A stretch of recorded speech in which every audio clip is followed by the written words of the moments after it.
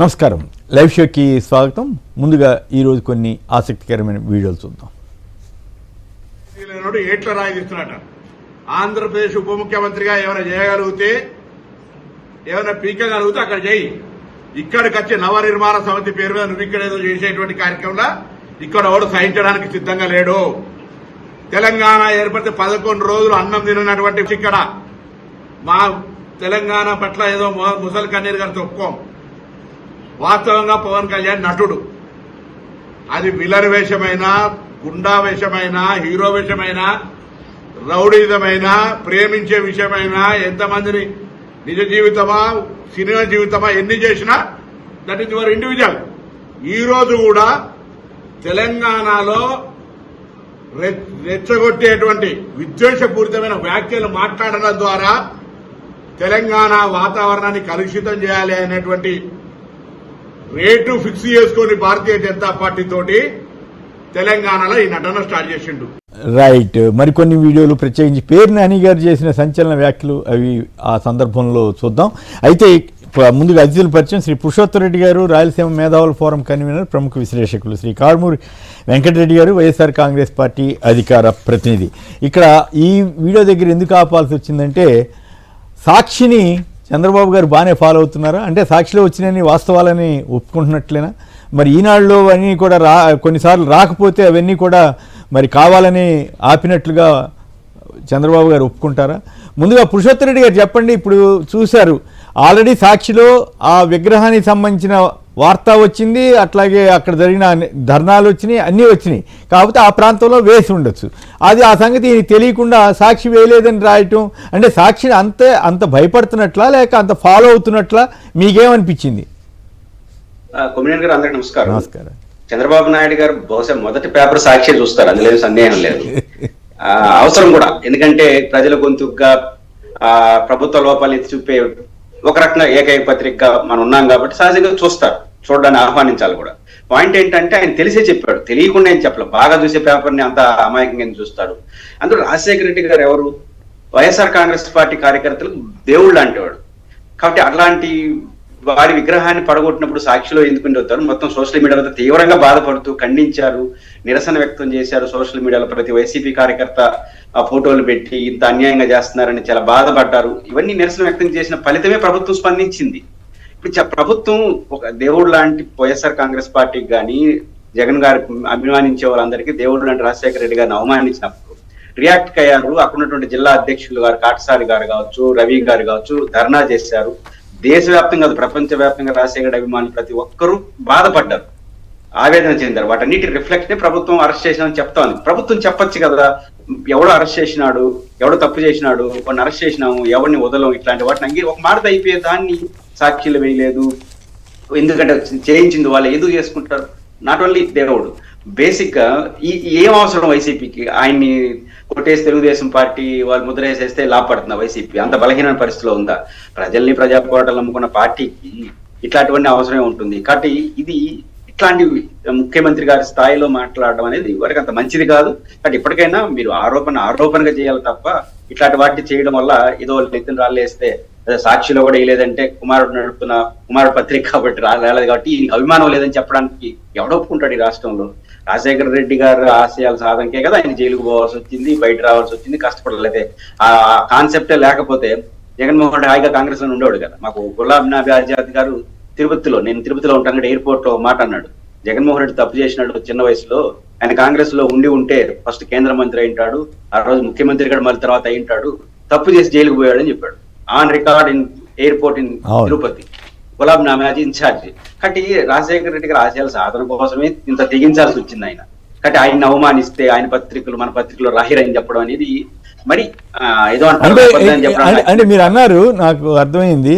కానీ చంద్రబాబు గారికి మొత్తం నెట్వర్క్ ఉంటుంది కదా, అక్కడ పేపర్లో వార్తలు వచ్చింది లేనిది, వైఎస్ఆర్ కాంగ్రెస్ వాళ్ళు ధర్నాలు చేసింది లేనిది, అవేమి తెలియకుండానే కావాలని మాట్లాడుంటారా లేక తెలియక మాట్లాడుంటారా? తెలిసి మాట్లాడితే అది అబద్ధం చెప్పినట్లు కదా. కొమ్మినేని గారు తెలిసే మాట్లాడినారు, నేను స్పష్టంగా చెప్పగలను. ఎందుకంటున్నానంటే ఫస్ట్ ఆ పేపర్ చూస్తారు, ఇంటెలిజెన్స్ ఉంటుంది మొదటి అంశం. వారు మొదటి నుంచి కూడా క్యారెక్టర్, దీంట్లో సందేశం ఏం చెప్పదలుచుకున్నారు? వాళ్ళే కొట్టారు, వాళ్ళే కొట్టించారు, మా మీద నెప్పనట్టడానికి ప్రయత్నించారు. సాక్షి పేపర్లు వేయలేదంటే వాళ్ళకి అభిమానం లేదు. అంటే జగన్ గారి క్యారెక్టర్ కాదు, సాక్షిలో వేయలేదు కాబట్టి అది సాక్షి వాళ్ళే అది వైసీపీ వాళ్ళే చేసి ఉంటారు అని ఆయన కంక్లూజన్కి వచ్చేస్తారు. ఒకవేళ ఇంకెవరైనా అటువంటి వాళ్ళు చేస్తే కూడా ఎందుకు వేయకుండా ఉంటారు? దానికి దీనికి ఏమిటి సంబంధం? అది ఆ మాత్రం చూపించారు కదా మన చొరవ చూస్తే వాళ్ళు జనసేన టీడీపీతో కలిసి తిరిగినట్టు ఇప్పుడు వెంకటరెడ్డి గారు వీడియో కూడా చేశాడు కదా. ఖచ్చితంగా వైఎస్ఆర్ కాంగ్రెస్ పార్టీ దీన్ని ఉద్దేశపూర్వకంగానే చేశారు. ఇప్పుడు ఉదాహరణకు ఇంకో మాట కూడా చెప్పాలి. వివేకానంద రెడ్డి గారి కేసులో నోటీసులు కూడా ఇవ్వడానికి వీల్లేదు కదా. జగన్ గారికి, భారతి గారికి నోటీసులు ఇవ్వకపోయినా ఇప్పుడు గొడవల పార్టీ అంటారు. అంటే కోర్టు తేల్చేసింది, కోర్టు కాదు కానీ సిబిఐ విచారణ తేల్చేసింది. అసలు విచారణ నోటీస్ కూడా ఇవ్వాల్సిన అవసరం లేనంత దాంట్లో వాళ్ళిద్దరు పేర్లు కూడా చెప్తున్నారు కదా. మీరు క్లిప్పింగ్ చూపిస్తారు, గొడవల పార్టీ అన్నారు. అంటే అర్థం ఏంటి? జగన్ గారికి సంబంధమే లేదు, ఆయన విచారించాల్సిన అవసరం కూడా లేదు, నోటీస్ కూడా ఇవ్వాల్సిన అవసరం లేదు సిబిఐ చెప్పిన తర్వాత మళ్ళీ వాళ్ళ పేర్లు చెప్తున్నారంటే మేము చెప్తాము, ఈయన వాళ్ళు వింటారు. కానీ వైసీపీ కూడా అర్థం చేసుకోవాల్సింది వాళ్ళ లక్ష్యం పరిపాలన, జగన్ గారి పద్ధతులు కాదు. క్యారెక్టర్ అసోసియేషన్ చేస్తూనే ఉంటారు, దాన్ని తట్టుకుంటూ ముందుకెళ్ళడం తప్ప. ఇంకో నిన్న జరిగిన డిఎస్సి మళ్ళీ మాట్లాడతాం కానీ డిఎస్సి పోరాటంలో జిల్లాల్లో ఎన్ని వందల పలువురు డిఎస్సి వాళ్ళకి పార్టీగా అందరూ బయటకు వచ్చినారు కదా. ఎందుకు వచ్చారు? పెరగతా ఉంది, అదే నమ్ముకోవడం తప్ప. ఆ ఫ్రస్ట్రేషన్ లోనే ఇట్లాంటివి మాట్లాడుతున్నారేమో నాకు అనిపించింది. ఖచ్చితంగా అప్పుడే ఇట్లా వస్తాయి. రైట్. వెంకటరెడ్డి గారు చెప్పండి, మీరు పార్టీ తరఫున చంద్రబాబు గారికి మంచి రిట్రాక్ట్ ఇచ్చినట్టుగా కనపడతా ఉంది. అంటే చంద్రబాబు గారి సాక్షి అంటే అంత భయపడుతున్నారా లేక అంత ఫాలో అవుతున్నట్లు అనుకోవాలా? ఖచ్చితంగా సార్. ఇప్పుడు అపోజిషన్ పార్టీగా ఈరోజు ప్రతి అంశాన్ని లేవనెత్తుతుంది. అంటే ఈ ప్రభుత్వం వచ్చిన తర్వాత ఈ 2 సంవత్సరాల వైఫల్యాలు, మీరు ఇసుక కావచ్చు, అక్రమ మద్యం కావచ్చు, ఏది రాష్ట్రంలో జరుగుతున్న అరాచకాలు కావచ్చు, ప్రతిరోజు సాక్షి దాని మీద చేస్తూ ఉంది. అలానే డిఎస్సికి సంబంధించి కూడా కంటిన్యూ దానికి సంబంధించినటువంటి ఎక్కడ అవినీతి జరిగింది, ఎలా అక్రమాలు జరిగింది రాస్తూ ఉంది. ఇప్పుడు దాన్ని డైవర్ట్ చేసేటటువంటి కార్యక్రమంలో భాగంగా నిన్న ఈ రాజశేఖర రెడ్డి గారి విగ్రహాన్ని ధ్వంసం చేయించారనేది నేను అనుకుంటున్నాను. ఎందుకంటే ఒక పక్క డిఎస్సి ఇష్యూ నడుస్తుంది. ఆ డిఎస్సి ఇష్యూ నడుస్తున్నప్పుడు దాన్ని డైవర్ట్ చేయాలంటే ఏం చేయాలి? ఏదో అపోజిషన్ పార్టీకి సంబంధించి ఒక కార్యక్రమానికి ఏదైతే బ్రేక్ చేయాలనే దాంట్లో అందుకే ఆ క్లియర్ మీరు క్లిప్పింగ్లు చూస్తే నంద్యాలలో పొద్దున్న 6:30కి అతను ఏదో వచ్చి ధ్వంసం చేస్తూ ఉంటాడు. చేస్తున్నది ఒక అతను దూరం నుంచి వీడియో తీస్తాడు. ఒకతనే పర్టికులర్ గా స్టార్టింగ్ నుంచి ఎండింగ్ దాకా వీడియో తీస్తానే ఉంటాడు. తీసిన తర్వాత ఆ వీడియో బయటకు వచ్చిన ఇమీడియట్ గా ఒక 15 నిమిషాల వ్యవధిలోనే తెలుగుదేశం వాళ్ళు దాని మీద ఇదిగోండి ఇతను వైఎస్ఆర్సీపీతో ఉన్నటువంటి పాత ఫోటోని, ఏది అంతకుముందు వైఎస్ఆర్సీపీలో ఉన్నటువంటి ఫోటోని చూపించి ఇతను వైసీపీ కార్యకర్త అని చెప్పి ఫస్ట్ వాళ్ళే స్టార్ట్ చేశారు. ఏది ఈ ఇష్యూ నడుస్తున్నప్పుడు అంటే వేగంగా, అంటే అసలు దాంట్లో అతను కూడా కనపడ్డు. ఆ ఫోటోలో ఎక్కడో శిల్పారావు గారు వెనకాల ఎక్కడో ఉంటాడు, అది కూడా ఫేస్ కనపడదు. దాని ఫేస్ కనపడిన దాన్ని కూడా దాన్ని తీసుకుని ఇతనే అని చెప్పి చూపించే కార్యక్రమం చేశారు. అంటే ఏంది, ప్లాన్డ్ గా వాళ్ళు ఆల్రెడీ ఆ వీడియో తీపిచ్చారు. తీపిచ్చిన తర్వాత ఆ ఫోటోని వాళ్ళే సర్క్యులేట్ చేశారనేది అక్కడ కనపడుతుంది. Point number 1. 2, నంద్యాల లాంటి టౌన్లో 22 నిమిషాలు అండి సార్ అతను మొత్తం వీడియో. 22 నిమిషాల పాటు దాని విగ్రహాన్ని ధ్వంసం చేస్తుంటే ఒక్క పోలీస్ అధికారి రాలా. పాయింట్ నెంబర్ 3, పోలీసు వాళ్ళు తర్వాత అతను ఎమ్మట్లే పట్టుకున్నామని చూపించి అతనికి మానసిక స్థితి సరిగా లేదు సో అని చెప్పి రేపు సెప్టెంబర్ 2026 సర్టిఫికేట్ తీసుకొచ్చారు. డాక్టర్లు 3 నెలలు అడ్వాన్స్ ఇచ్చారు. అట్లా కూడా అదే పెద్ద ఎంత విచిత్రం కదా. అంటే కనీసం డేట్లోనే చూసుకోవాలి సర్టిఫికేట్. మానసిక సరిగా లేనప్పుడు ఎప్పుడు ఇస్తారు సర్టిఫికేట్? అంత ముందు నెలల్లోనే ఎప్పుడన్నా అందిస్తారు. అతను మానసిక స్థితి సరిగా లేదనేది తప్పు. ఎందుకు ఆ మాట అంటున్నాను? ఇదే ఈనాడు దినపత్రిక ఏం రాసింది నిన్న, ఇక్కడ మీరు చూస్తే అర్థమవుద్ది. ధ్వంసం చేయడానికి సులువుగా ఉంటుందని ఆ విగ్రహాన్ని సెలెక్ట్ చేసుకున్నాడు అతను. రాతి విగ్రహం అయితే ధ్వంసం చేయడం కష్టం అవుతుందని ప్లాస్టర్ ఆఫ్ ప్యారిస్ తో తయారైంది కాబట్టి జంబులయ్యే ఎంపిక చేసుకున్నట్టు పోలీసులు గుర్తించారు. అతను మానసిక స్థితి సరిగా లేకపోతే ఆ విగ్రహాన్ని సెలెక్ట్ చేసుకొని ఎలా చేస్తాడు? రెండోది, ఆ విగ్రహాన్ని ఇప్పుడు నిజంగా మానసిక సరిగా లేనాడైతే ఇప్పుడు ఆ విగ్రహం ఎక్కి ఎక్కడి నుంచో తీసుకొని వచ్చి అక్కడికే వచ్చి ఆ విగ్రహాన్ని ఎందుకు ధ్వంసం చేయాలి? సో 3వ అంశం ఏంది, వీళ్ళు వైసీపీ కార్యకర్తను ప్రొజెక్ట్ చేసే కార్యక్రమం చేశారు. వైసీపీ కార్యకర్త అయితే జనసేనకు సంబంధించి పవన్ కళ్యాణ్ ఫ్లెక్స్లు ఎందుకు కడతాడు? Point number 1. రెండో, తెలుగుదేశం పార్టీ మంత్రి అమ్మట ఎందుకు, మంత్రి కొడుకు అమ్మట ఎందుకు తిరుగుతాడు? రెండోది, వాళ్ళ భార్య కూడా ఫోటో చూడండి సార్. ఇక్కడ ఎన్ఎండి ఫిరోజ్ తో జంబులయ్య భార్య, టీడీపీ ప్రధాన కార్యదర్శితో ఉన్నటువంటి ఫోటో, వాళ్ళ భార్య. అంటే ఆ కుటుంబం అంతకుముందు వైఎస్ఆర్ కాంగ్రెస్ పార్టీలో ఉండి ఎన్నికల కంటే ముందు తెలుగుదేశం పార్టీలో ఉన్నది. సో తెలుగుదేశం జనసేనకు సంబంధించి అతను ఫ్లెక్స్లు కట్టినవి కూడా ఉన్నాయి. రెండు, అసలు ఇక్కడ పార్టీతో సంబంధం ఏంటి సార్? ముందు ఎవరైతే తప్పు చేశారో దానికి సంబంధించి అతని మీద తీసుకోవాలి. అతను తీసుకోండి, పోలీసులు ఎమ్మటనే వచ్చి అతను మానసిక స్థితి సరిగా లేదు, అంతకుముందు కూడా మనం చూసాం ఇక్కడ పిఠాపురంలోనే అక్కడ విగ్రహాలు ధ్వంసం చేస్తే అతని మానసిక స్థితి కూడా సరిగ్గా లేదని చెప్పి ఇదే పోలీసులు సాక్షి గురించి ప్రస్తావించాల్సిన అవసరం సీఎం స్థాయిలో చంద్రబాబు గారు సాక్షి గురించి ప్రస్తావించి సాక్షిలో వేశారు కదా, వేసినట్టుగా ఎందుకు ఆయన అట్లా పోహపడ్డాడు? ఇదిగోండి పైశాచికం అని అది జిల్లా సాక్షిలో వేశారు. నంద్యాల జిల్లా ఎడిషన్ లో ఫస్ట్ బ్యాన్ ఐటమ్ దానిగా వేశారు. సో కొన్ని ప్రయారిటీ ఎలా ఉంటాయి, అక్కడ బ్యాన్ ఐటమ్ వేశారు కాబట్టి ఇక్కడ వేసి ఉండకపోవచ్చు. సో దాన్ని వేయలేదని చెప్పి జనాలు ఇప్పుడు ఏంటి, తల్లిని వదిలేశాడు, చెల్లిని వదిలేశాడు, నాన్న కూడా వదిలేశాడు అని చెప్పాలని కుట్ర కదా ఇది. ఇది చంద్రబాబు నాయుడు సామాన్యుడు కాదు కదా సార్. ఇలాంటి కుట్రలో ఇప్పుడు మీకు బాబాయ్ అంటాడు, తల్లి అంటాడు, చెల్లి అంటాడు. ఇప్పుడు చూడండి రాజశేఖర రెడ్డి గారు సాక్షిలో కూడా చెప్తుంటారు, సాక్షిలో కూడా చూడండి వాళ్ళు ఎంత ప్రేమ ఉందో చూడండి జగన్ గారు. కానీ ఇండైరెక్ట్ గా అలా ప్రొజెక్ట్ చేసే కార్యక్రమం అది. సో ఇప్పుడు రాజశేఖర రెడ్డి గారి విగ్రహం మీద ఇది ఒక ఇష్యూ సార్.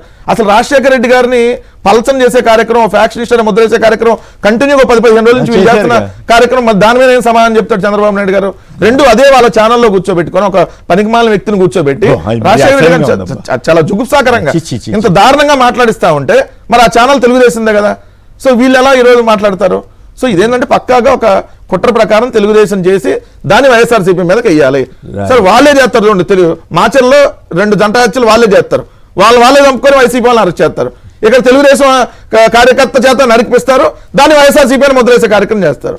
సో ఎంత పక్క ప్లాంట్ గా చంద్రబాబు నాయుడు గారు కుట్రలు చేస్తా ఉన్నారంటానికి ఇది నిదర్శనంగా మనం భావించవచ్చు. ఇవన్నీ ఒక ఎత్తు అయితే చంద్రబాబు గారి స్థాయిలో, సీఎం స్థాయిలో 17-18 ఏళ్ళు సీఎంగా ఉన్న ఆయన నుంచి ఇటువంటి చిన్న విషయాలు చాలా నాకైతే ఏమిటి చంద్రబాబు గారు ఇట్లయిపోయారు, ఏమిటి ఇంత పతనం అవ్వాల్సిన అవసరం ఉందా ఈ అధికారం కోసం అనే బాధ అయితే కలుగుతూ ఉంటుంది. రైట్.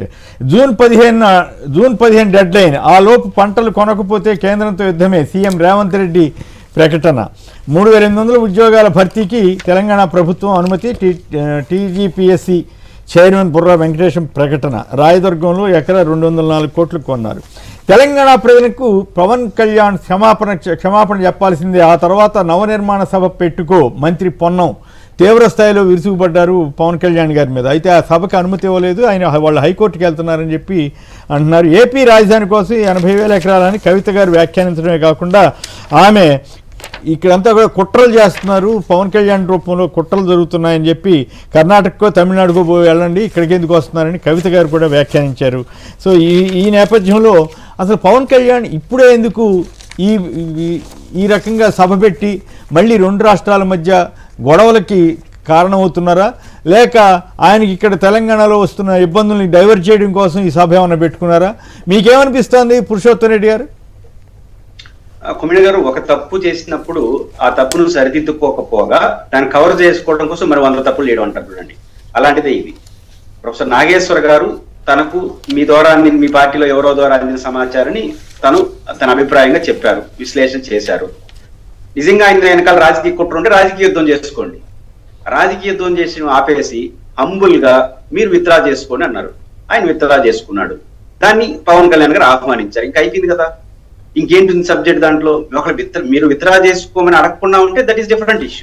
దానికంటే ఇప్పుడు మీ దృష్టికి వచ్చిందో రాలేదో, ఇప్పుడు దానికంటే సీరియస్ గా ఇప్పుడు సోషల్ మీడియాలో ప్రధానంగా మెయిన్ మీడియాలో పెద్ద కనపట్టలేదు, కానీ ఆ చెరువు కొనుగోలు చేశారనేటువంటి విషయం ఆయన తెలియజేశారా, దాంట్లో అక్రమం ఉందా లేదా, వాటి జోలికి మనం ఇప్పుడు వెళ్ళకపోయినప్పటికి కూడా అది కూడా ఆయన్ని ఇబ్బంది పెడుతోందా?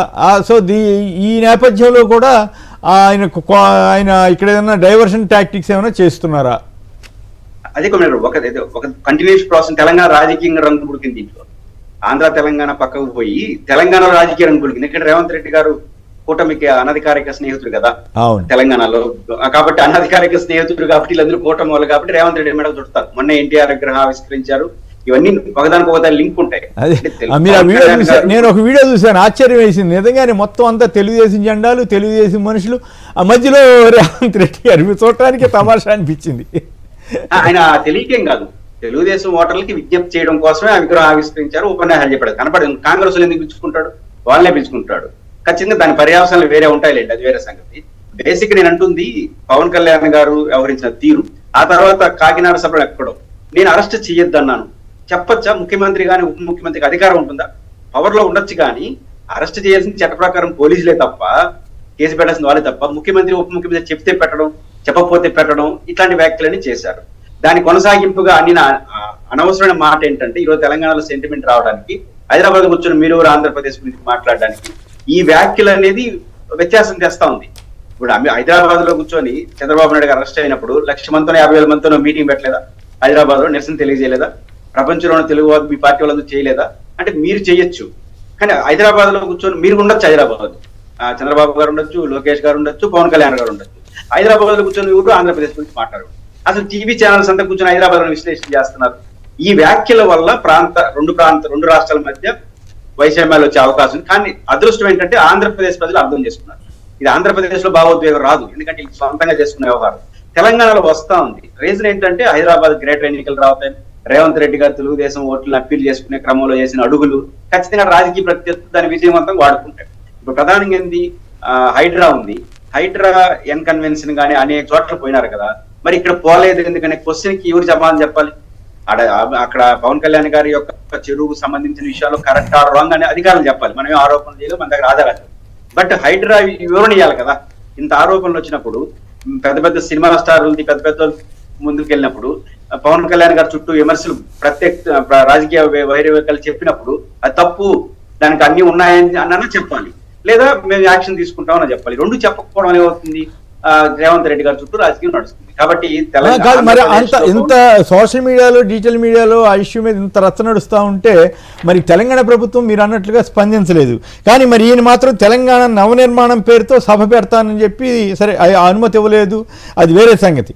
దాంతోపాటు ఇప్పుడు వీళ్ళు గుర్తు చేస్తున్నారు పొన్నం ప్రభాకర్, వీళ్ళు తెలంగాణ ప్రజల దిష్టి తగిలి కోనసీమ కొబ్బరి చెట్లు ఎండుతున్నాయన్న పవన్ ఇప్పుడు ఎలా సభ పెడతారు? బీజేపీతో రేట్ ఫిక్స్ చేసుకుని తెలంగాణలో నటన, తెలంగాణ ప్రజలకు క్షమాపణ చెప్పాకే సభ పెట్టుకోవాలి, తెలంగాణపై కుట్రలు మళ్ళీ మొదలయ్యాయని కవిత. కాదు కొమ్మిడి గారు, ఇప్పుడు రాజకీయాలు చేసే వాళ్ళు నవనిర్మాణం చేసుకోవచ్చు. మీరు తెలంగాణ రాజకీయం చేస్తున్నారు. అసలు నేనేమంటే మీరు చేస్తున్నారు ఆంధ్రప్రదేశ్ లో రాజకీయం చేసినప్పుడు ఆంధ్రప్రదేశ్ గురించి మాట్లాడాలి, తెలంగాణ రాజకీయాలు మాట్లాడండి, తప్పలేదు. నవనిర్మాణం చేయండి, మీ కొత్త నిర్మాణం ఏదో చెప్పండి. బట్ మీరు తెలంగాణలో రాజకీయమే చేయట్లేదు కదా, పోటీ చేయట్లేదు, ఆడ యాక్టివ్ లేరు.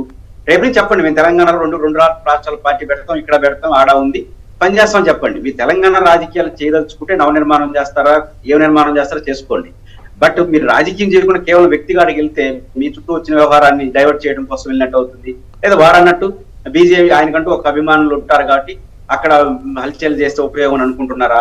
కాబట్టి హల్చల్ చేయడం కోసం నవనిర్మాణం కాదు, తెలంగాణ ప్రజల కోసం నవనిర్మాణం చేయాలంటే మీరు తెలంగాణ రాజకీయాలు చేయండి, తప్పేం లేదు. రెండు రాష్ట్రాల రాజకీయ పార్టీలు పెట్టుకోండి, పని చేయండి, విజయవంతంగానే అభ్యంతరం లేదు. మీరు తెలంగాణ రాజకీయాలు చేయకుండా కేవలం సభపాత్రను పెడతానంటే అనుమానాలు వస్తాయి, వ్యతిరేకత పైపించి ఈ రోజే. అంటే ఎవరు దీని వెనకాల ఉండుంటారు? బీజేపీ వాళ్ళ సలహా మేరక, లేకపోతే మొన్న మధ్య ప్రైమ్ మినిస్టర్ వచ్చి వెళ్ళారు, వీళ్ళిద్దరిళ్ళకి వెళ్ళారు, దాని నేపథ్యమా? ఇప్పుడు చాలా ఇబ్బందికరమైన పరిస్థితి కదా. ఒకవైపు ఏమో పరోక్షంగా కాంగ్రెస్తో స్నేహం ఉంది, ఇంకోవైపు ఏమో బీజేపీతో స్నేహం ఉంది. రేపు జీహెచ్ఎంసీ ఎలక్షన్స్లో వీళ్ళు నిజంగా సీరియస్గా ఎవరికి మద్దతు ఇచ్చే అవకాశం ఉంది? అటు చంద్రబాబు గారు కానీ, ఇటు పవన్ కళ్యాణ్ గారు కానీ. బీజేపీ చాలా మెచ్యూర్డ్ గా ఆలోచిస్తుంది కొమ్మిడి గారు. ఎవరైనా కింద స్థాయి నాయకులు తప్పులు చేయొచ్చు కానీ ఇట్లాంటి విషయాల్లో ఇట్లాంటి దాంతో ప్రయోజనం వస్తుందని వాళ్ళేం ఆశించేంత అమాయకులు. ఎందుకంటే రఘునందన్ గారు ఎవరు అనుకుంటారు, నాగేశ్వరరావు గారి విషయంలో చాలా సీరియస్ కామెంట్ చేసినాడు. ఆంధ్రప్రదేశ్ బీజేపీ నాయకులు అటు ఇటు మాట్లాడినారు, కానీ బీజేపీ జాతీయ నాయకులు గట్టిగా నిలబడింది ఆ విషయంలో. కాబట్టి ఇంత స్వల్ప అల్ప ఆలోచన చేయరు వాళ్ళు. బహుశా లోకల్ నాయకులు ఉంటే ఉండొచ్చు, లేదా పవన్ కళ్యాణ్ ఇండివిజువల్ డేషన్ ఉంటుంది అనుకుంటాను నేను, లేదా ఇంకా కూటమి వాళ్ళు ఆలోచించారు. బీజేపీ జాతీయ నాయకత్వం ప్రధానమంత్రి గారి స్థాయిలో మీరు పెట్టి రాజకీయాలు చేసే పరిస్థితి ఉండదు. ఈయన పోవడం వల్ల బీజేపీకి నష్టం. సమస్య ఏంటంటే ఇప్పుడు ఏమంటారు, ప్రొఫెసర్ నాగేశ్వర విషయంలో యాంటీ పోయిన వ్యక్తిని మీరు వెనకేసుకొస్తారని హైదరాబాద్ ప్రజలు అనుకోరా? ఖచ్చితంగా అనుకుంటారు. కాబట్టి ఇది బీజేపీ ప్లాన్ అయితే నేనైతే అనుకోవట్లేదు, సొంత నిర్ణయం అనుకుంటాను. రైట్. అయితే సో ఓవరాల్గా చూస్తే మళ్ళీ ఇది కాంగ్రెస్కి అనుకూలం అవుతుందా ఏంటనేది, మరి పొన్నం ప్రభాకర్ గారు మాత్రమే ఎందుకు ఫైర్ అయ్యారు, ఇవన్నీ కూడా ఆసక్తికరంగా ఉన్నాయి. మీకేమనిపిస్తూ ఉంది వెంకటరెడ్డి గారు? ఏం లేదు సార్, ఇప్పుడు అతను ఎక్కడైనా ఉద్రిక్తలు రెచ్చగొట్టేటటువంటి వాతావరణాన్ని సృష్టించడం అతనికి అలవాటు. అది ఆంధ్రప్రదేశ్లో అయిపోయింది, ఇప్పుడు తెలంగాణకు వస్తున్నాడని దానికి మనం భావించాలి. ఎందుకు భావించాలి? ఇప్పుడే ఎందుకు మీరు సబ్బెట్టాలి? మీ పార్టీ ఇప్పుడు మీరు అన్నట్టు 2014 నుంచి మీరు ఉన్నారు. ఈ 12 ఏళ్ల తర్వాత ఇప్పుడే మీకు తెలంగాణ నవనిర్మాణం గుర్తొచ్చిందా? సో నా తెలంగాణ నవనిర్మాణం అంటే అది కూడా ఏంటి, తెలంగాణ ఆవిర్భావ దినోత్సవం వేళ ఈరోజు ఇక్కడ మీరు సబ్ పెడతానని అది కూడా ఎప్పుడు ప్రకటించారు? ఇదేం బిఫోర్ ప్రకటించింది కాదు. అంటే ఇప్పుడు ప్రొఫెసర్ నాగేశ్వర గారి ఇష్యూ జరిగిన తర్వాత అది కూడా ఇమీడియట్గా 2 రోజులు 3 రోజుల క్రితం తీసుకున్నటువంటి నిర్ణయం. ఎందుకు తీసుకున్నారు ఆ నిర్ణయం? మరి ముందే ఎందుకు? నిజంగా ఆవిర్భావ దినోత్సవం ఉంటుందని మీకు ఎప్పుడో తెలుసు కదా. ఇదేం కొత్తగా జరిగేది కాదు కదా, ప్రతి సంవత్సరం జరిగే ఆవిర్భావ దినోత్సవం కదా. అంటే ఈ రోజే పర్టికులర్గా ఎందుకు సెలెక్ట్ చేసుకున్నారు అని అంటే తెలంగాణలో కూడా ఉద్రిక్తలు రెచ్చగొట్టాలి. తెలంగాణ ఆంధ్ర మధ్య కూడా వస్తాయి. సార్ తెలంగాణలో గొడవ పెడుతుంది తెలంగాణ ఆంధ్రాకి మధ్య ఇదే పవన్ కళ్యాణ్ కదా. లేదా కోనసీమ వెళ్ళి ఆడ కొబ్బరి చెట్లు తెలంగాణ వాళ్ళ దిష్టి తగిలిందని మాట్లాడితే ఎంత తప్పది? ఎందుకు పెడతారు వాళ్ళు దిష్టు? అంటే ఆ ప్రాంతాల మధ్య రెచ్చగొట్టమే కదా. ఇప్పుడు ప్రొఫెసర్ నాగేశ్వర గారు యాక్చువల్గా తెలంగాణ జర్నలిస్ట్ గా మనం చూడకూడదు, కంబైన్డ్ గా చూడాల్సినటువంటి అంశం. ఇప్పుడు ఆయన భారతదేశం అనేక ప్రపంచవ్యాప్తంగా ఉన్న అనేక సంఘటనల మీద మాట్లాడుతూ ఉంటారు, ఒక్క తెలంగాణ అంశాలే ప్రస్తావించారు.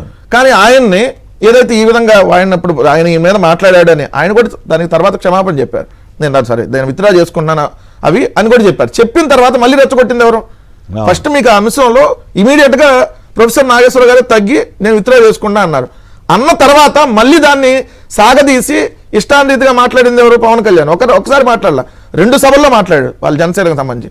మాట్లాడిన తర్వాత తెలంగాణ జర్నలిస్టులు రియాక్ట్ అయ్యారు. అప్పుడు దాకా వాళ్ళు కూడా రియాక్ట్ కాల, పవన్ కళ్యాణ్ మాట్లాడినాక రియాక్ట్ అయ్యారు.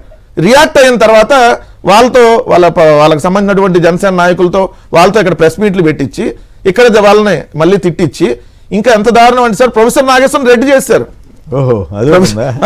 ఎవరైతే పవన్ కళ్యాణ్ ఎవరైతే ఇప్పుడు వ్యతిరేకిస్తారో వాళ్ళందరూ రెడ్లు అయిపోతారు. దాసర్ రాము రెడ్డి చేశారు. ఆయన కాపు తెలగ బల్లి సంఘాల అధ్యక్షుడు. ఆయన ప్రొఫెసర్ నాగేశ్వర గారిని ప్రొఫెసర్ నాగేశ్వర రెడ్డి అని, అదే విధంగా వైసీపీ కండవేసి తెలుగుదేశం అఫీషియల్ దాంట్లో పెట్టడం మరి అన్యాయంగా. దాసర్ రాము గారికి ఏమో దాసర్ రాము రెడ్డి అని, అంటే వీళ్ళు రెడ్డి అని పక్కన తోక జోడి చేసి వీళ్ళే మరి జనసేన వాళ్ళు మాట్లాడుతుంటే సాక్షాత్తు వాళ్ళ ప్రతినిధిగా ఉన్నటువంటి ఎవరైతే కిరణ్ రాయల్ ప్రెస్ మీట్ పెట్టి మాట్లాడితే మరి ఎందుకు జనసేన ఖండించాల? దాడులు చేస్తాం, ఎవరైనా మాట్లాడితే వాళ్ళ మీద దాడులు చేస్తాం అంటున్నారు. మరి ఇక్కడ కూడా ఇప్పుడు రేపొద్దున తెలంగాణ జర్నలిస్టులు వచ్చి పవన్ కళ్యాణ్ సభను అడ్డుకుంటే వాళ్ళ మీద కూడా దాడి చేయడానికి గ్యారంటీ ఏంది? మరి అందుకనే వాళ్ళు సభకి పర్మిషన్ ఇవ్వలేదు. సో పవన్ కళ్యాణ్ ఇప్పుడు చేయాల్సింది ఆంధ్రప్రదేశ్ రాష్ట్రంలో నీ శాఖ ఆఖరి ర్యాంకులో ఉంది. ఫస్ట్ పాయింట్, నీ అటవీ పర్యావరణ శాఖ ఆఖరి ర్యాంకులో ఉంది. దాని మీద నువ్వు ఎక్కడ మాట్లాడవు. సో ఇక్కడ ఆంధ్రప్రదేశ్ రాష్ట్రంలో ఇన్ని సమస్యలు ఉన్నాయి, దాని మీద ఎక్కడప్పుడు నీకు అవసరంలా. పక్కనే మన అక్కడ కూడా మేము పొలాలు పెడతాం, అక్కడ కూడా గొడవలు పెడతాం అంటే ఇది ఆంధ్ర తెలంగాణ మధ్య ఏదైతే ఇబ్బందికర వాతావరణం ఏర్పడేదే కదా. సరే ఒక మాట నేను అడుగుతా, మనల్ని ఎవడు ఆపేది అంటాడు కదా, మరి రేవంత్ రెడ్డి ఆపాడు ఇక్కడ. మరి వెళ్ళి ఇప్పుడు అడుగు, నీకు దమ్ముంటే మనల్ని మన్నట్టు ఆపుతావు నువ్వు అని చెప్పి క్వశ్చన్ చెప్పి ఆంధ్రాలో ఏదన్నా అప్పుడు ఇట్లా శాంతి భద్రతల సమస్య ఉందని చెప్పి ఏదన్నా జగన్ గారి ప్రభుత్వం ఇది ఇప్పుడు వద్దు లేదని తర్వాత పెట్టుకున్నానంటే అక్కడ ఇష్టం వచ్చినట్టుగా వాగేవు కదా, నోటికి ఏది వస్తే అది. మరి ఇప్పుడు తెలంగాణ ప్రాంతంలో వాళ్ళని సభకు పర్మిషన్ ఇవ్వాలా? మనల్ని ఎవరు ఆపేదని చెప్పి ప్రభాకర్ గారు చాలా సీరియస్ గా ఆ పదం నేను వాడనేలేదు, ఆ పదం కూడా వాడారు కదా. మరి ఇప్పుడు ఆయన మీద ఏం చేస్తారు? సార్ మాట్లాడమండి, ఇక్కడ తెలంగాణ ప్రభుత్వం మీద మాట్లాడమండి పవన్ కళ్యాణ్ ఒక వ్యాఖ్య. ఎందుకంటే ఇక్కడే ఉంటున్నాడు కదా, ఆస్తులు ఇక్కడ ఉన్నాయి.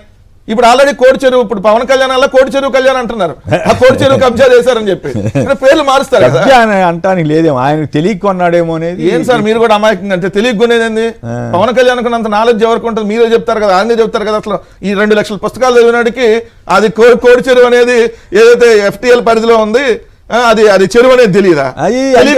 చెప్పేదాని ప్రకారం ఏంటంటే అది శకం భూమి ప్రైవేటు పట్టా కాబట్టి కొన్నారనేది జనసేన వాదన. అయితే 3 సార్లు మ్యూటేషన్ ఎందుకు చేయించారు 3 ఎకరాల చొప్పునని వీళ్ళు అడుగుతున్నారు. మరి అది ఫైనల్ గా హైదరాబాద్ ఎందుకు మాట్లాడలేదు? అది వాస్తవమా కాదా? ఎవరిది తప్పు ఎవరిది రైట్? పవన్ కళ్యాణ్ నిజంగా తప్పు చేయకపోతే ఆ విషయాన్ని ప్రభుత్వం స్పష్టంగా చెప్తే బాగుంటది కదా. కోడి చెరువు అనేది 4 సర్వేల్లో ఉంది. 705 సర్వే, 706, 707, 708. దాంట్లో 706 కింద పవన్ కళ్యాణ్ 10 ఎకరాలని తన అఫిడవిట్ లో చూపించాడు, అది వ్యవసాయ భూమి అని. చెరువుది వ్యవసాయ భూమి ఎట్లా అయింది? చెరువు భూమిని వ్యవసాయ భూమి అంటే అట్లా కాదు, ఎండినప్పుడు అంట ఒక ఏడాదికి అట్లా ఏక్సాల్ పట్టాదారులని ఉంటారట, వాళ్ళు సాగు చేసుకోవచ్చు. అయితే భూమి నింపటం కానీ చెట్లు వేయటం కానీ ఇట్లాంటివి ఏమి చేయకూడదట. సార్ ఇప్పుడు అది కరెక్ట్గా FTL అనేది చెరువు పరిరక్షణ నిబంధనల ప్రకారం FTL అనే ప్రాంతం పర్యావరణ పరిరక్షణకు అత్యంత కీలకమైనటువంటి ప్రాంతంగా దాన్ని మనం పెడతాం. అక్కడ ఎటువంటి నిర్మాణాలు కానీ ఎటువంటి సాగు కానీ ఎటువంటి చేయడానికి లేదు. అయితే ఎవరు పెడితే వాళ్ళు కొనడానికి లేదన్నట్టుగా ఇంకోళ్ళు ఎవరో చెప్తారు. ఇది 10 ఎకరాలు కొనుక్కొని దాన్ని అఫిడవిట్ లో చూపించాడు. సో ఇప్పుడు మరి ఈయన పర్యావరణ శాఖ మంత్రి పక్క రాష్ట్రంలోనేమో, ఇక్కడేమో పర్యావరణాన్ని దెబ్బతీస్తూ కోడి చెరువును ఆక్రమించినటువంటి పరిస్థితి. మరి దానికి సమాధానం చెప్పాలి కదా. ఇప్పుడు దాకా ఎందుకు నోరెత్తి చెప్పాలా? మరి ఇప్పుడు జనసేన వాళ్ళు ఏదో చెప్తున్నారు. జనసేన సార్ ఎవడో ముక్కు మొహం దారిని పోయే దానయో ఎవడో చెబితే కాదు కదా. ఇప్పుడు పవన్ కళ్యాణ్కి సంబంధించి అంటే వాళ్ళ సభ జరిగితే చెప్పేవారేమో. ఇది కోటి చెరువు గురించా ఏదైనా కానీ ఆరోపణలు ఎందుకు సార్ మాదాపూర్లోనే ఉన్నాడుగా, ప్రస్తుతాలను పిలిచి చెప్పొచ్చుగా, ఆయన ఉంటుంది తెలంగాణలోనేగా. ఓకే, ఆయన మొత్తం ఎక్కడ ఇప్పుడు తెలంగాణలో నుంచి ఆంధ్రాకి అప్ అండ్ డౌన్ చేస్తున్నాడు. అదే తెలంగాణలో కూర్చొని అంటే ఇదంతా ఎక్కడ వచ్చిందంటే హైడ్రా రంగనాథ్ గారు ఎక్కడ పడితే అక్కడ ఈ FTL అని చెప్పి పాపం మధ్యతరగతి వాళ్ళ ఇల్లు కూడా కూల్చేసిన నేపథ్యంలో ఇది పెద్ద చర్చగా మారింది. డెఫినెట్లీ అవుతుంది సార్. తప్పు జరిగిందా లేదా అనేది వాళ్ళనేమో ఇంట్లో ఉన్న సామాన్లు గిమాలతో సహా మొత్తం బయటపడేసి పేదలనేమో ఆ విధంగా బయటకు నెట్టేస్తున్నప్పుడు మరి ఇదే పవన్ కళ్యాణ్ గారికి ఎందుకు ఉపేక్షించారు అని అంటే ఏదో కాకినాడ సీట్ అడిగారు అని చెప్పి ఇంకో వాదన కనీసం వివరణ ఇస్తే బాగుండేదేమో. హైడ్రా రంగనాథ్ వచ్చి ఈయన కలవటము ఇవన్నీ కూడా ఉన్నాయి కాబట్టి దానికి సంబంధించి ఖచ్చితంగా చర్చలు జరుగుతాయి. ఎందుకంటే బయట చూద్దాం మరి పొన్నం ప్రభాకర్ గారు అంత ఘాటుగా మాట్లాడారు. మరి కాదు రేవంత్ రెడ్డి గారి ప్రభుత్వం ఏం చేస్తుంది, అలాగే పవన్ కళ్యాణ్ గారు దీన్ని ఎట్లా ఎదుర్కొని సీరియస్ గా ఆయన తప్పు లేదని ఎట్లా రుజువు చేసుకుంటారు అనేది ఇంట్రెస్టింగ్ టాపిక్. రైట్, మరి కొన్ని వీడియోలు చూద్దాం. యువగళంలో ఎవరెవరైతే చాలామంది పాల్గొన్నారో, లోకేష్ అమ్మట నడిచారో, వాళ్ళలో చాలామందికి వాళ్ళ హెరిటేజ్ కంపెనీలో ఉద్యోగాలు ఇచ్చినంత తేలికగా డిఎస్సిలో కూడా ఉద్యోగాలు ఇచ్చేశాడు. అందుకోసమే పరీక్ష అంటే చూడండి, ఎగ్జామ్ లేకుండా అంటే డిఎస్సి కానీ టెట్ కానీ ఎగ్జామ్ రాయకుండా స్పోర్ట్స్ కోటా కింద, ఆ స్పోర్ట్స్లో ఏంటి అంటే నేను మొన్నటిదాకా ఏమనుకున్నానంటే ప్యాకాట్ పెడితే ఎమ్మెల్యేలు ఒప్పుకోరనుకున్నాను. ప్యాకాట్లో స్పోర్ట్స్ అంటే మెరిట్ వాళ్ళని ప్యాకాట్ పోటీలు పెట్టి దాంట్లో తీసుకుంటే ఎమ్మెల్యేలు ఒప్పుకోరు. మాట నువ్వెట తీసుకుంటావే లోకేష్, చంద్రబాబు నాయుడు గారు అని ఆపారేమనుకున్నా. తీరా జీవో చూస్తే ఆ కొత్త జీవోలో 40వ ఆట బ్రిడ్జి ప్యాకాట, దాన్ని కూడా వదల్లా. ప్యాకాట్లో బాగా పోటీ ఫస్ట్ వచ్చినా కూడా టీచర్ ఉద్యోగంగా తీసుకున్నటువంటి పరిస్థితి. అంటే అదొక క్వాలిఫికేషన్. 40వ ఆట చూసుకోండి మీరు కావాలంటే. బి కేటగిరీలో 40వ ఆట బ్రిడ్జి. బ్రిడ్జ్ అంటే ఏంటి? పేక మొక్కలతో ఆడేటువంటి ఆట బ్రిడ్జి. దానిలో బాగా తర్ఫీదు, దాని నైపుణ్యం చూపించినా కూడా టీచర్ అయిపోవచ్చు. ఎంత పనోళ్ళండి మీరు. విద్యా సంస్థలు విద్యార్థుల నుంచి ఉచితంగా డబ్బులు సంపాదించట్లా, ఉచితంగా విద్య చెప్పట్లా, వాళ్ళు డబ్బులు తీసుకుంటున్నారు. దానికి వాళ్ళు ఖచ్చితంగా ట్యాక్స్ రైట్ ట్యాక్స్ పే చేసే విధంగా మీరు చర్యలు ఏం తీసుకుంటారు చెప్పండి నాకు. ఎందుకంటే ఇంకో ప్రాబ్లం ఏమొస్తుందంటే constantly honourable CM says income generate చేయాలి, వీఆర్ ఫ్రీబీస్ ఇస్తున్నాం, అందరికీ ఉచితంగా సిలిండర్లు ఇస్తున్నాం, ఉచితంగా బస్సులు ఇస్తున్నాం. అండ్ మన సకాలంలో సమస్య ఎక్కడ వస్తుందంటే సకాలంలో మనం ఉద్యోగస్తులకి డబ్బులు పే చేయలేకపోతున్నాం, శానిటేషన్ వర్కర్స్కి జీతాలు పే చేయలేకపోతున్నాం. దెర్ ఇస్ ఇన్కమ్ సమ్వేర్, దాన్ని మనం వచ్చిన ఇన్కమ్ని వాళ్ళు పంచుకోవట్లేదు. And they are using the services. And somewhere I think we have to make them accountable and responsible. That's the purpose of this meeting. అంటే ఒకటి, మీరు కంప్లీట్గా రీఅసెస్మెంట్ చేయండి మ్యామ్, అందరికీ కూడా do a complete reassessment in panchayats about educational institutions. విద్యాలయాలుగా మన విద్యాలయాలు కావచ్చు సార్, పరిశ్రమలు కావచ్చు. ముందస్తు చర్యలు మొదటి విడతగా అంటే ఎన్ని పరిశ్రమలు ఉన్నాయి ఒక పంచాయతీ పరిధిలో, ఒక పరిశ్రమలు పంచాయతీలు ఎన్ని పరిధిలో ఉన్నాయి, పరిధిలో ఎన్ని పంచాయతీలు ఉన్నాయి, దానికి పర్ క్యాపిటల్ కన్సంప్షన్ మన రోడ్లు వేయటం దగ్గర నుంచి కానీ, మనం చెత్త సేకరణకు కానీ, వాళ్ళు వచ్చే వదిలే పొల్యూషన్ కానీ, మంచినీళ్ళు కానీ ఎంత ఖర్చు. మరికొన్ని వార్తలు, ఇంట్రెస్టింగ్ వార్తలు మీ దృష్టికి తీసుకొస్తాను. జీఎస్టీ నేల చూపులు చూస్తోంది అని 173 కోట్లు తగ్గిందట. దాని టీడీపీ కూటమి వెన్నుపోటుకు 2 ఏళ్లు పోస్టర్ ఆవిష్కరించిన సజ్జల రామకృష్ణారెడ్డి. మున్సిపల్ సేవల్ని ప్రైవేటీకరించవద్దు అని సిపిఎం రాష్ట్ర కార్యదర్శి శ్రీనివాసరావు గారు డిమాండ్ చేశారు.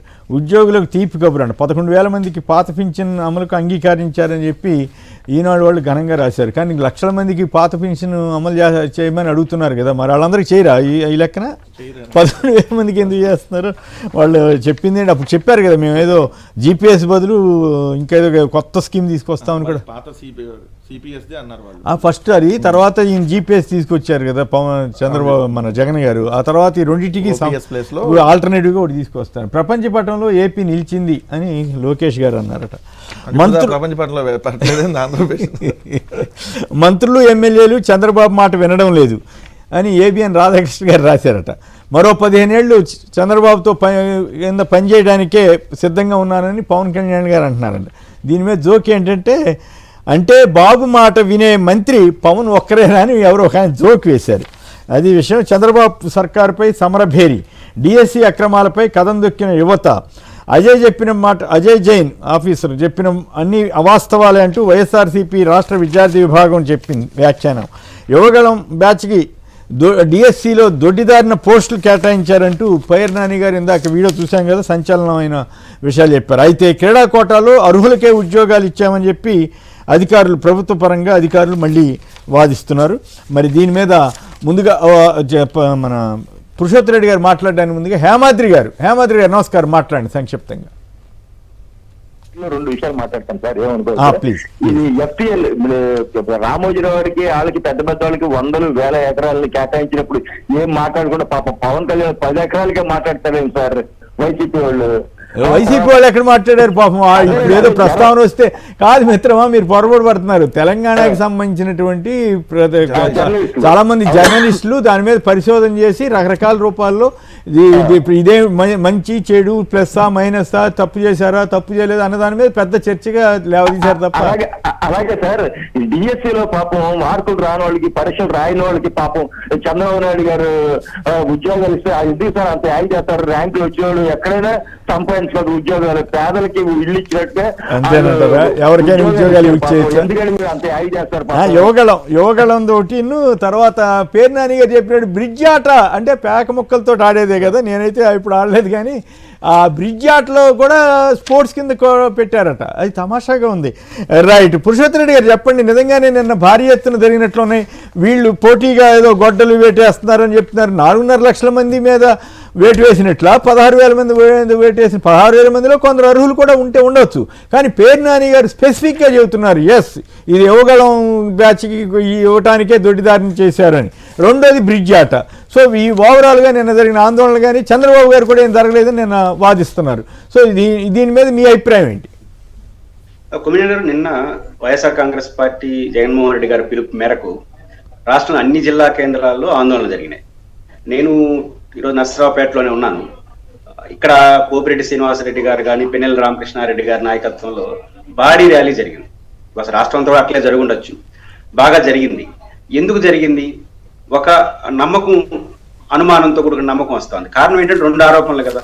ఒకటి స్పోర్ట్స్ కోటా దుర్వినియోగం కావడం, 2 నవీన్ అనే అతను ఈ నిర్వహణ కీలక పాత్ర వహిస్తున్నటువంటి డిపార్ట్మెంట్ లో అవుట్ సోర్సింగ్ ఎంప్లాయీగా ఉండడం, అతనికి టాప్ ర్యాంక్ రావడం.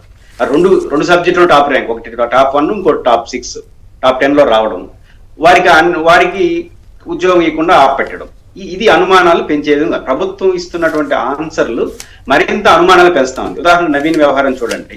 నవీన్ అనే అతను ఎన్ఓసి ఇవ్వలేదు, ఇవ్వకుండా రాశారు కాబట్టి మేము ఆపెట్టాము అన్నారు. అంటే ఆయన రాశాడు, ఎన్ఓసి ఇవ్వకుండా రాసినాడు. మళ్ళీ ఎందుకు ఆపారు మీరు? ఎందుకు ఆపారంటే అనుమానం వస్తా ఉంది.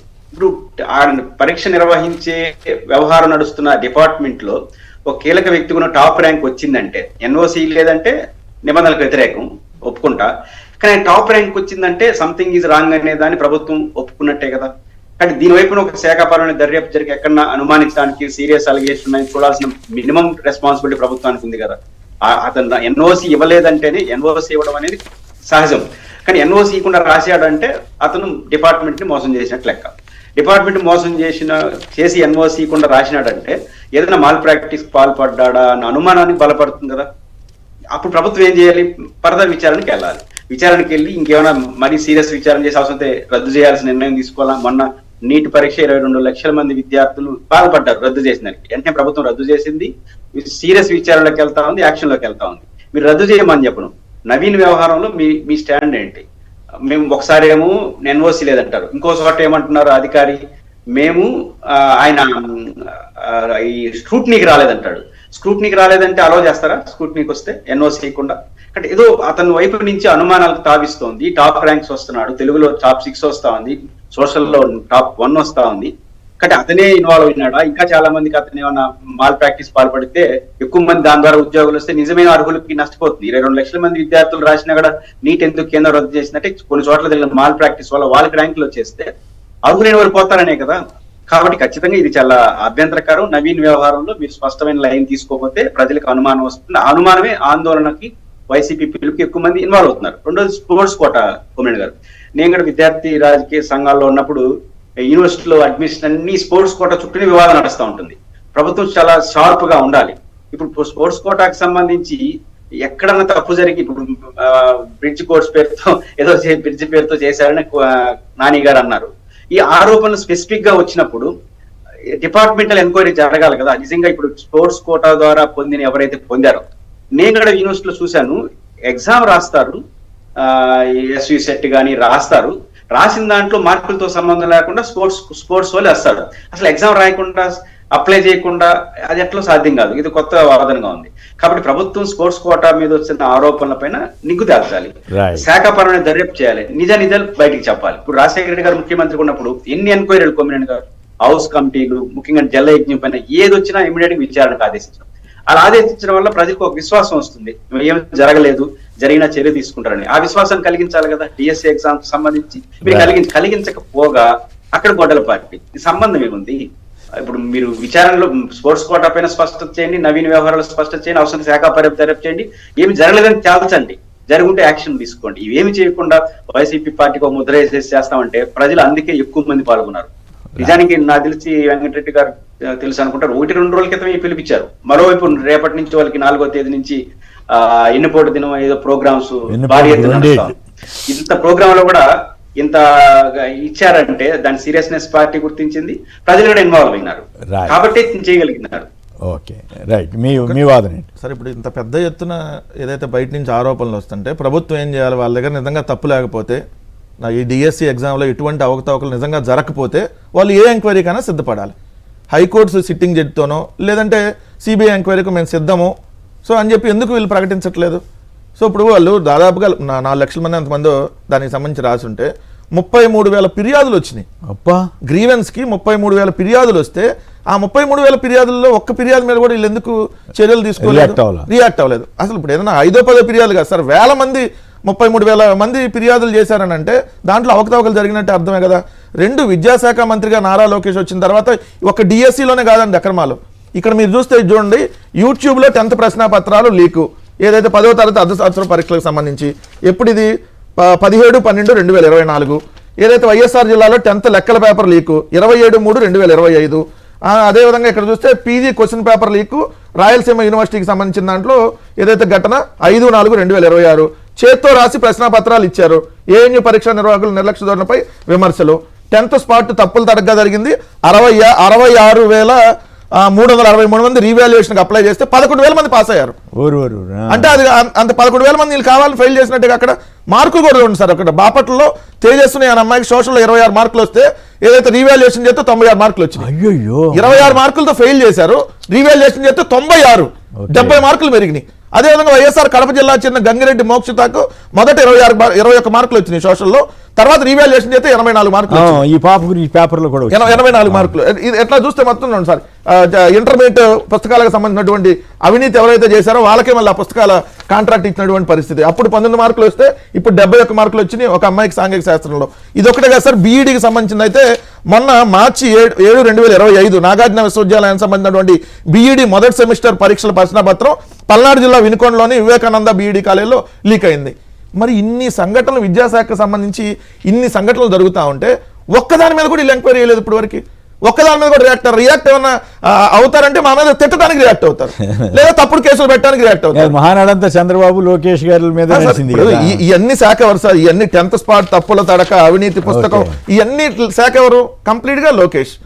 ఏదో విద్యాశాఖ ముఖ్యమంత్రి కొడుకు నిర్వహిస్తున్నటువంటి శాఖ మీద ఇన్ని రకాల ఫిర్యాదులు వస్తూ ఉంటే, డిఎస్సిలో ఇన్ని అక్రమాలు అవినీతి జరిగిందని క్లియర్ గా వస్తూ ఉంటే వాళ్ళు ఎందుకు ఎంక్వైరీకి స్పోర్ట్స్ కోట నిజంగానే యువగళం వాళ్ళకే ఇచ్చారా? యువగళం చైర్మన్ గా ఉన్నటువంటి రవినాయుడు హస్తం దీని వెనకాల ఉంది అనేది ఖచ్చితంగా వైఎస్ఆర్ కాంగ్రెస్ పార్టీ క్లియర్ గా చెప్తా ఉంది. మీరు ఎటు తప్పు చేయకపోతే ఎంక్వైరీకి ఎందుకు ఇవ్వట్లా? పైన కేంద్రంలో మీరే ఉన్నారు కదా, ఆటలు ఆడిన వాళ్ళకి కూడా వచ్చినాయి ఆ కోటాలు అంటారండి. అసలు గ్రౌండ్ ఎక్కడుందో తెలియని వాళ్ళు కూడా వచ్చినాయి. వాళ్ళ హస్బెండ్ ఏదో టీచర్ కొంటే వాళ్ళ ఆవిడకి ఫేక్ సర్టిఫికేట్లు తీసుకొని వచ్చి ఏదైతే డిఎస్సి రాశారని చెప్పి ఒక్కో పోస్టు 10 లక్షలు 15 లక్షలకు అమ్ముకున్నారని ఇంత క్లియర్ గా వస్తా ఉంటే అదేమంటే పాఠశాల విద్యాశాఖ కేసులు పెట్టిద్దంట. ఏది మీరు తప్పులు చేశారని క్వశ్చన్ అయితే మా మీద కేసులు పెడతారా? మీరు తప్పు చేయకపోతే దీంట్లో నారా లోకేష్ కానీ శాప్ చైర్మన్ హస్తం కానీ వీళ్ళు ఎవరైనా లేకపోతే మీరు ఎందుకు ఎంక్వైరీకి ఇవ్వట్లేదు? మీరు పైన అధికారంలో మీరే ఉన్నారు కదా కేంద్రంలో, సిబిఐ ఎంక్వైరీ ఇచ్చా మీరు మేనేజ్ చేసుకునే అవకాశం కూడా ఉందిగా, అయినా ఎందుకు ఇవ్వట్లేదు? అంటే ఇక్కడ తప్పు జరిగింది, విద్యాశాఖలో అనేక అక్రమాలు జరుగుతున్నాయి, డిఎస్సిలో అక్రమాలు జరిగినాయి, అందుకనే వాళ్ళు ఎంక్వైరీకి జనం కూడా బాగా వచ్చారా సార్? జనం ఇప్పుడు విద్యార్థులు చాలా మంది చూస్తే ఎవరైతే ఈ డిఎస్సి రాసినటువంటి అభ్యర్థులు ఉన్నారో వాళ్ళు ఈరోజు లక్షలాది కుటుంబాలకు సంబంధించినటువంటి అంశం ఈ విధంగా అమ్ముకుంటారు. ఎదురుదాడి చేస్తున్నారు కదా టీడీపీ వాళ్ళు, ఏమైనా ఎదురుదాడి చేస్తున్నట్లుగా. ఇప్పుడు వాళ్ళు మాట్లాడితే ఏమంటారు, గొడ్డల పార్టీ అంటారు. ఎవరు గొడ్డల పార్టీ? నారాసుర పార్టీ గొడ్డల పార్టీ అని మమ్మల్ని అంటమైంది. సో ఇప్పుడు ఈ రక్త చరిత్రలకు మొత్తం లిస్టు తీస్తే చంద్రబాబు నాయుడు గారు చేసినవన్నీ పెద్ద చాంతాడంత లిస్ట్ వస్తుంది. సో ఈయన మళ్ళీ మా మీద ఆరోపణ చేయడం ఏంది? మేము అడిగింది అయ్యా డిఎస్సిలో అవినీతి జరిగింది ఎంక్వైరీ చేయమంటే మీది గొడ్డల పార్టీ, దీనికి దానికి సంబంధం ఏంది అసలు? అదే ఇప్పుడు నిన్న మీటింగ్లో కూడా దేశంలో సాహసం చేస్తున్నామని ఆయన అన్నారట. అలాగే మీ ఆటలు సాగనివ్వం, గొడ్డలి పార్టీ జీవితం అంతా నాటకమే అంటూ ఆయన వ్యాఖ్యానించారంట. తర్వాత ఇంటింటికి వెళ్ళండి అని సలహా ఇచ్చారట. 25 నుంచి ప్రజల్ని కలవండి అని కూడా ఆయన చెప్పారట. ఆగస్టు 15 నుంచి సంజీవన్ అట. తర్వాత మోడీ నేను పవన్ ఉన్నాం, జగన్ ముగ్గురు కలిసి ఆటలు సాగనివ్వంటే మరి ప్రొఫెసర్ నాగేశ్వర గారు చెప్పింది అదే కదా, మరి ఇప్పుడు దానికే సమాధానం చెబుతారు. అవును, ప్రొఫెసర్ నాగేశ్వర గారు అన్నారు, ఆయన పవన్ కళ్యాణ్ వెళ్ళి అడిగాడు జగన్ గారిని అరెస్ట్ చేయమని అని చెప్పి చెబితే మీరు మీ పని మీరు చూసుకోండి అని చెప్పి మందలు ఇచ్చారు అని ఆయన చెప్పాడు. మరి ఇప్పుడు దీనికి చంద్రబాబు నాయుడు గారి స్టేట్మెంట్ ఏంది?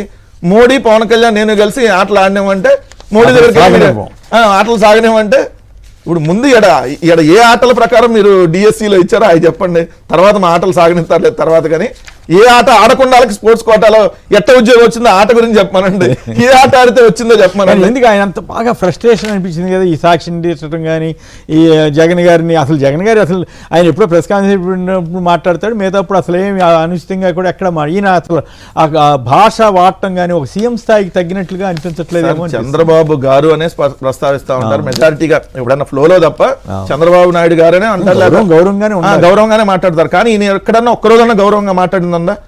ఇప్పుడు ఈయన ఎవరిని గౌరవిస్తాడు? సరే అంత పిల్లనిచ్చిన మామనే గౌరవించలేక మమ్మల్ని గౌరవిస్తాడు, కానీ ఆయన గురించి రైట్. పురుషోత్తమ రెడ్డి గారు చెప్పండి, నిన్న ఆయన స్పీచ్ అని చూసింటారు కదా, మోడీ నేను పవన్ కలిసి ఉన్నాం, మీ ఆటలు సాగనివ్వం అని అంటాం. కానీ 25న ఇంటింటికి వెళ్ళమని చెబుతున్నారు ఆయన.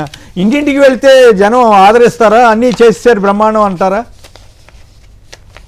ఇంటింటికి వెళ్ళాలన్న తెలుగుదేశం నిర్ణయాన్ని నేను స్వాగతిస్తాను. వైఎస్ఆర్ కాంగ్రెస్ పార్టీ సరైన నిర్ణయం తీసుకుంది. 2 నెలల పరిపాలన నేపథ్యంలో ఇచ్చిన హామీలు అమలు చేయట్లేదు అని కేటలాగా ఇంటింటికి వెళ్ళమని జగన్ గారు పిలిపించారు కానీ చంద్రబాబు నాయుడు గారు ఇంటికి వెళ్ళమనడంతో పాటు ఇంకో మాట్లాడాను చెప్ప. అప్పుడు జగన్ గారు ఏం చెప్పారు? ఇంటింటికి వెళ్ళి మనం ఇచ్చిన మేనిఫెస్టోను చూపించి ఈ మేనిఫెస్టోలో ఫలానా నిర్ణయాల ప్రకారం మేము అమలు చేసినాము, మీకు అందాయా లేవా అని ఫీడ్బ్యాక్ తీసుకుని చెప్పన్నాడు. మీరు కూడా ఇంటింటికి వెళ్ళమని జనరల్ గా చెప్పడం కాదు, ఈ మేనిఫెస్టో తీసుకెళ్లి ఏదైతే కూటమి ఇచ్చిందో ఆ మేనిఫెస్టో ఇంటింటికి తీసుకెళ్లి వైసీపీ వాళ్ళు అబద్ధాలు చెప్తున్నారు, ఇవన్నీ కరెక్ట్, చూడండి మేము ఇచ్చిన హామీలు ఇవి, లేవా ఫీడ్బ్యాక్ తెచ్చుకుంటే ఇది సరైన పాలిటిక్స్ అవుతుంది. వైఎస్ఆర్ కాంగ్రెస్ పార్టీ చేయలేదు, ఇంటింటికి వెళ్తా ఉంది. తెలుగుదేశం పార్టీ చేశామని చెప్పి వాళ్ళు మేనిఫెస్టో చూపిస్తారు, మీరు మేనిఫెస్టో చూపించండి. మీ ఏదైతే జగన్మోహన్ రెడ్డి గారు ఎంత ధైర్యంగా 4 సంవత్సరాలు పూర్తయిన తర్వాత కూడా అధికారంలో ఉన్నప్పుడు నా మేనిఫెస్టో ఇదని చెప్పి ఇంటింటికి తీసుకెళ్లారో, మీరు కూడా 2 ఏళ్లు పూర్తయిన సందర్భంగా ధైర్యంగా కూటమి మేనిఫెస్టోని తీసుకుని వెళ్ళాలి. ఊరికి ఇంటింటికి వెళ్ళి మళ్ళీ గొడ్డల పార్టీని నమ్మద్దండి, వైసీపీ నమ్మద్దు, ఈ శాపనార్థాల వల్ల లాభం లేదు. మీ మేనిఫెస్టో తీసుకుని ఇంటింటికి వెళ్ళండి, వైసీపీ చేసిన తప్పని చెప్పండి, ప్రజలు ఒప్పించండి, అది బాగుంటుంది. కాబట్టి ఇంటింటికి వెళ్ళాలన్న నిర్ణయాన్ని ప్రాథమికంగా నేను స్వాగతిస్తూ ఎన్నికల మేనిఫెస్టో తీసుకువెళ్ళమని చెప్పి నేను అయితే వాళ్ళకి విజ్ఞప్తి చేస్తాను. First point. రెండో పాయింట్, ప్రధానమంత్రి గారు కలిసి అంటే ఇప్పుడు చూడండి, ఎప్పుడు కూడా పొలిటికల్ దాడి అంతా ప్రధానమంత్రి కలిసే చేస్తారు, ఒంటరిగా చేయి. ఎందుకంటే ఆయన లాగుతారు దీంట్లో, ఎందుకంటే మన ఇద్దరు ఎందుకు ఆ వాళ్ళని లాగితే బాగుంటుందని. ఇది బీజేపీ తెలుసుకొని ఎక్కడ ఇన్వాల్వ్ కాదు. ఎందుకంటే ఇప్పుడు మేము ఒకరే కాదు జగన్ గారిని ఇబ్బంది పెట్టాల్సిన, ఆయన కూడా భాగస్వామ్యం అవుతున్నాడు అని చెప్పడం కోసం ఈ తపన. ఇప్పుడు ఉదాహరణకు గూగుల్ వచ్చింది, ప్రధానమంత్రి గారు మా ఉమ్మడి కృషి అనట్లేదే, లేదా రాష్ట్రానికి ఒక పరిశ్రమ వచ్చింది, మా ముగ్గురు ఉమ్మడి కృషి అనరే. దాడులు జగన్మోహన్ రెడ్డి గారు ఇబ్బంది పెట్టే దాంట్లో మాత్రం ముగ్గురు ఒకటి అవుతారు. ఒకటి కావాలని కోరుకుంటారు, వాళ్ళు కావట్లేదు, అది వేరే సంగతి. కాబట్టి ముగ్గురు మాత్రం రాజకీయ ప్రత్యర్థిని విమర్శించడానికి ముగ్గురు ఒకటే. తెలుగుదేశం పార్టీ సాధించిన మంచి పనులు మాత్రం ఎవరు వద్దుడు, మేము ఒకరే ఉంటాం. అది అదొక తెలివితేటలుగా. అయితే మీరు కూడా ఒక సలహా ఇవ్వాలి సార్. చంద్రబాబు గారి అనుచిత భాష కొంచెం మరీ అది అంత మీ స్థాయికి తగదు, అట్లాంటి భాష వాడొద్దని ఒక సలహా ఇవ్వచ్చు కదా. ఇస్తే మీ మీద కూడా కేసు పెడతారు, వద్దులే సార్. ఎందుకు కొమ్మినేని గారు బేసిక్ గా నేనైతే వైసీపీకే సలహా ఇవ్వదలుచుకున్నా. ఎవరికైనా ఇద్దరికీ అనుకునే అంటున్నాడు కాబట్టి మీరు గొడ్డల పార్టీ ఆయన చెప్పిన దాన్ని వదిలేసి నేను డిఎస్సి రేపు ఎన్నుకోటు పేరు లేదని పెట్టండి, దానిపైన సీరియస్ గా వెళ్ళిపోవడం మీద ఇంకొక పరిష్కారం లేదని చంద్రబాబు గారే ఆఫర్ అంటారు అట్లయితే. రైట్. ఉద్దేశపూర్వకంగా పన్ను ఎగ్గొడుతున్నారంటూ పవన్ కళ్యాణ్ గారు నిన్న సమీక్షించారు. మరి పంచాయతీల్లో మరి మొత్తం రీఎస్ఎస్ చేస్తారా, కేవలం విద్యా సంస్థలు ఇండస్ట్రీస్ ఇటువంటి వాటికే చేస్తారా, ఇది మరి కొత్త ఆదాయం కోసం చేస్తారా అనేది చూడాలి. ఇక చివరిగా ఒక వీడియో చూసి క్లోజ్ చేద్దాం. రైట్. అవి అయితే ఒక్క క్షణం రేవంత్ రెడ్డి గారు లైవ్ కూడా చూడాలి. ఏంటి చప్పట్లు కొట్టినట్లా కొట్టనట్లా? కాదు సార్, అక్కడ దాంట్లో ఒక 4-3 కొడుతున్నారు చప్పట్లు, మిగిలిన అందరూ ఎట్టి చూస్తున్నారు, ఎవరు చప్పట్లు కొట్టలేదంటే ఆయన పాలన బాగాలేదని దానికి అక్కడ ఆయనకు అర్థం కావాలి. రైట్. ఇక